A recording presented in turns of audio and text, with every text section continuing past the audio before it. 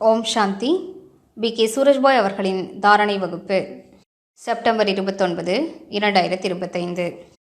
நாம் அனைவரும் ஈஸ்வரிய குடும்பத்தை சார்ந்த மகான் ஆத்மாக்களாவோம். நாம் தேவ குலத்தின் மகான் ஆத்மாக்களும் ஆவோம். இந்த படைப்பின் ஹீரோ நடிகர்களாவோம். நாம் மிகுந்த ராயலானவர்களாவோம். நாம் சுயத்திற்குள் ராயலான சம்ஸ்காரங்களை நிரப்பிக்கொள்ள வேண்டும். நற்குணங்களால் தன்னைத்தான் நிரப்பிக்கொள்ள வேண்டும். அதன் மூலம் நம்மை யார் பார்த்தாலும் இவர்கள் உலகத்தவரை விட தனிப்பட்டவர்கள் என்று உணர வேண்டும். இவர்கள் நம்மை போன்று கிடையாது, இவர்கள் ராயலான குலத்தின் மனிதர்கள் என்று அனுபவம் செய்ய வேண்டும். முதன்மையான ராயல் தன்மை என்னவென்றால் குறைவாக பேசுவது, அமைதியாக இருப்பது, பணிவாக இருப்பது. எந்த ஒரு மனிதர் அகங்காரத்தோடு நடந்து கொள்கிறாரோ அவரை யாருமே ராயலானவர் என்று ஏற்றுக்கொள்வதில்லை.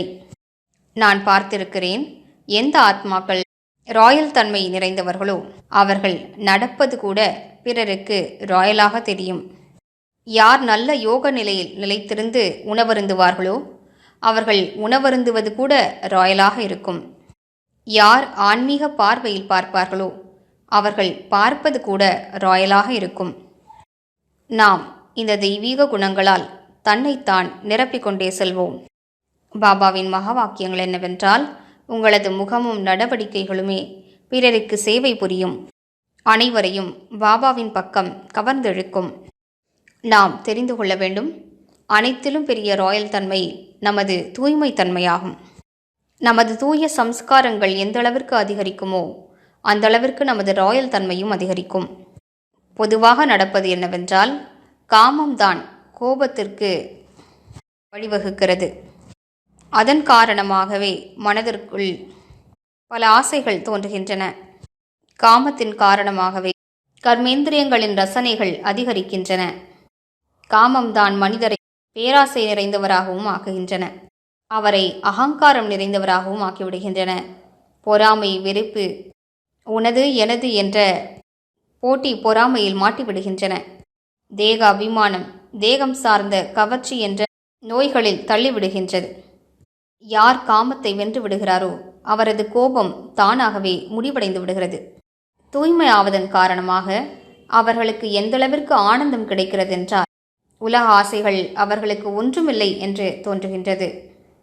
கர்மேந்திரியங்களின் ரசனை அவர்களுக்கு சாரமற்றவையாக தோன்றுகின்றன.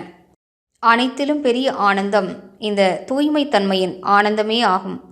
நாம் யோக பலத்தினால் நமது தூய சம்ஸ்காரங்களை அதிகரித்து கொண்டே செல்வோம். நமது தூய்மைத்தன்மை இந்த உலகிற்கே மிகப்பெரிய விஷயமாகும். இது உலகிற்கே அலங்காரமாகும். சில தூய ஆத்மாக்களே தமது தூய்மையான அதிர்வலைகளின் மூலமாக இயற்கையே தூய்மையாக்கி விடுவார்கள். நாம் இந்த கல்ப மரத்தின் மாஸ்டர் விதை ரூபமாவோம். நாம் இதன் வேர்களும் ஆவோம். நமது தூய்மைத்தன்மையின் அதிர்வலைகள் முழு கல்ப மரத்திலும் பரவுகின்றன. அனைத்து தர்மத்தை சார்ந்த ஆத்மாக்களுக்கும் அந்த தூய அதிர்வலைகளால் பலம் கிடைக்கப் பெறுகிறது. இன்று நாம் மிக நன்றாக பயிற்சி செய்வோம். இந்த முழு கல்ப மரமும் என் தலை மீது நின்று கொண்டிருக்கிறது. மேலும் என்னிடமிருந்து தூய அதிர்வலைகள் ஒவ்வொரு இலைக்கும் சென்று பரவுகின்றன. இந்த முழு கல்ப மரத்திற்கும் இந்த முழு படைப்பிற்கும் நாம் அடித்தளம் போன்றவர்களாவோம். உலகத்தவரை முன்னேற்றக்கூடிய மூர்த்திகளாவோம். எனவே வாருங்கள், நமது தூய்மையின் பலத்தை அதிகரித்து சம்ஸ்காரங்களை புனிதமடையச் செய்வோம். ராயலாக ஆக்குவோம். நமது நடவடிக்கைகளை உயர்ந்தவையாக ஆக்குவோம். எந்த ஒரு ஆத்மா ராயலானவரோ அவர் மிகுந்த திருப்தி வாய்ந்தவராவார். அவரது சித்தத்தில் அனைவருக்காகவும் அன்பு நிறைந்திருக்கும். அவரது வார்த்தைகளில் எங்குமே கடுமைத்தன்மை இருக்காது. அவரது ஒவ்வொரு வார்த்தையும் பிறருக்கு நன்மை செய்யக்கூடியதாக இருக்கும். அவர்கள் நடக்கும்போது ஃபரிஷ்தாக்கள் நடந்து செல்கிறார்கள் என்று பிறருக்கு தோன்றும். அவர்கள் அன்னப்பறவையை போன்று தென்படுவார்கள். நாம் ராயலான தந்தையின் மிகுந்த ராயலான மகான் ஆத்மாக்களாவோம். இன்று சிந்தனை செய்வோம். எனது ஒவ்வொரு கர்மத்திலிருந்தும் மக்களுக்கு ராயல் தன்மை வெளிப்பட வேண்டும். நாம் முழு நாளும் கர்மங்கள் செய்கிறோம், பொறுப்புகளை ஆற்றுகின்றோம். இவை நம்மை சிறுசிறுக்கக்கூடியவர்களாக ஆக்கிவிடக்கூடாது. நாம் முற்றிலும் அமைதியான சித்தம் படைத்தவராக இருப்போம். இதுவே நமது ராயல் தன்மையாக இருக்கும். எனவே இன்று முழு நாளும் பயிற்சி செய்வோம். நான் இந்த உலகிற்கே ஆதார மூர்த்தி மற்றும் உலகத்தவரை முன்னேற்றக்கூடிய மூர்த்தியாவேன். இந்த படைப்பின் நிலை என் மனநிலையை பொறுத்ததே ஆகும். என் தலை மீதுதான் கல்பமரம் நிற்கின்றது.